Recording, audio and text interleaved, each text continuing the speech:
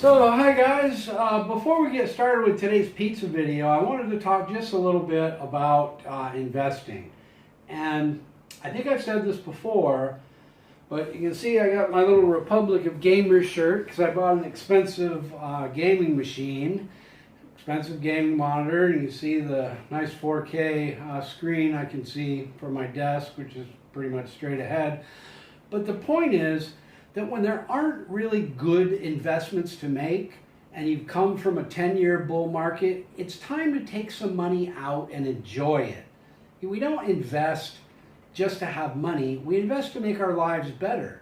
And when you have a choice between enjoying your gaming machine and your 4K TV or whatever it is you might want to buy, or losing 10, 20, 30% of that money in the market over the next couple of years, my answer is that every $1,000, $10,000 you take out of the market is $10,000 that is not going to lose 10%, and is $10,000 worth of enjoyment you're going to have instead of worrying about your $10,000 or more or less, which is probably not going to go anywhere.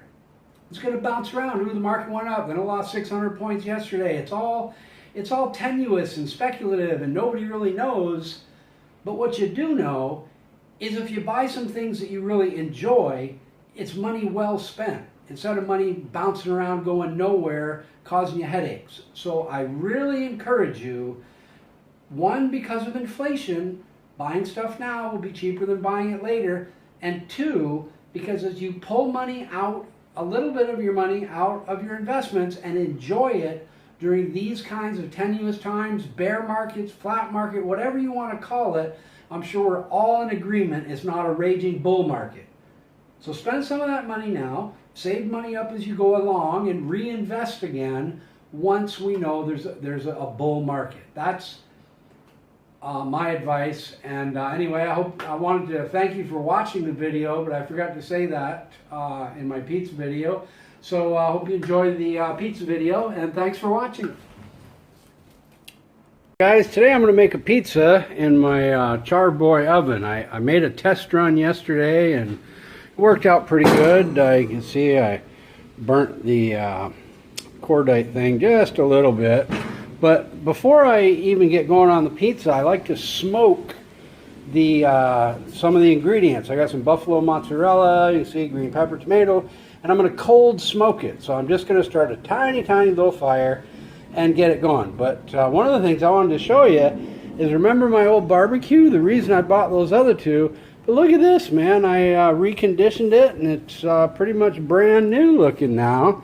And I guess I'm just going to use it to light the chimney and get the coals going.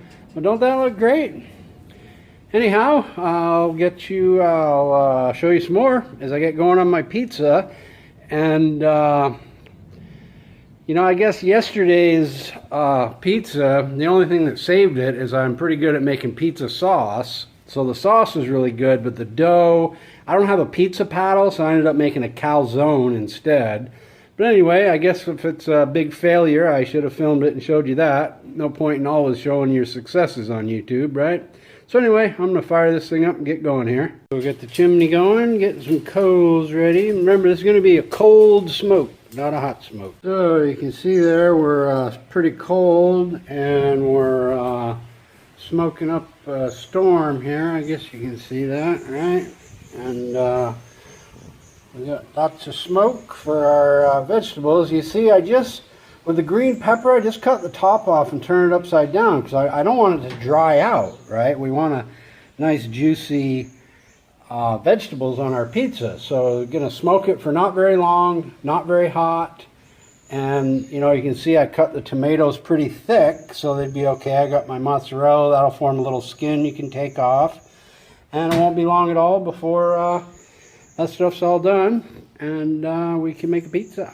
All done smoking, but I wanted to show you that, you know, they're still juicy, right? You can smoke stuff. If you cold smoke it, don't smoke it too hot or too long, it'll stay plenty juicy. So it's got a nice smoky flavor, but it's still juicy. You can see the green pepper too. and you don't ruin the vegetables just because you cold smoke them to put on your pizza. And I recommend this even if you're using a wood-fired oven. See, I've already made my pizza sauce, but I wanted to show you my recipe. And you want to use plum tomatoes, and this variety here you can get in Thailand, and you use a small can like that, and you strain it, crush them up with your hands, and what you get is just enough juice left over to go 1-for-1 with tomato paste to thicken it up. 1 bay leaf, and go with 2-to-1 oregano to Italian seasoning. And if you like that kind of hard to explain flavor, use some sage. I'm just sort of looking for it in my cabinet here and I don't see it right away. But anyway, that's my recipe. Just 1 can. I use the juice of the tomato sauce, 1 bay leaf, 2 parts oregano to 1 part Italian seasoning, and let it sit in the refrigerator for at least, I'll say 36 hours. You don't need to cook it, and don't add sugar. People who are adding sugar to their sauce are just crazy. The reason people might add sugar is because they're not using plum tomatoes. You don't need San Marzano tomatoes because you're adding so much spice, it's kind of silly. If you're making a real Naples style sauce with just plum tomatoes, a little salt and pepper, fine, you might want to use San Marzano. But any good plum tomato will work. Use the juice instead of water and tomato paste. You've got what's really almost a tomato sauce out of this can. It's not watery at all. That's why I like to do this. It thickens up the sauce. You can see that sauce is nice and thick, and those are a couple of bay leaves I had in there from yesterday's pizza I just threw in there. But anyway, that's my pizza sauce recipe, so you know. So here's the finished product, but one trick, I like to show you guys a trick as I do the cooking, is take just a little bit, I don't know if you can see this or not, of rosemary powder and just sprinkle it right around the edge of your dough. And I actually should have done this before I even, started making the pizza. But if you sprinkle just a little rosemary around the edge of your bread, when people get to eating the crust part of it, it just adds another layer of flavor. And rosemary is one of the ingredients that would be in your Italian spice. But try that sometime if you haven't before. Now we're going to try to make it to the oven outside. This may end up being a calzone like yesterday. My cordite pizza thing was supposed to come with a paddle and it didn't, so I really have no way to transfer this to the oven, but we'll try. Got her on there. Amazing, huh? I lost a lot of the heat, but that's okay. But anyway, there you go. Here we are, just a few minutes, and the cheese is melted. It's not quite done, and let's take a look there. See, the bottom looks pretty good, right? And it's not really sticking too much.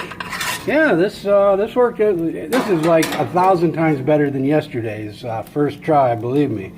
But that's almost done. And I'm going to take it off here in just a second. So there you go. Pizza time, baby. Oh, yeah.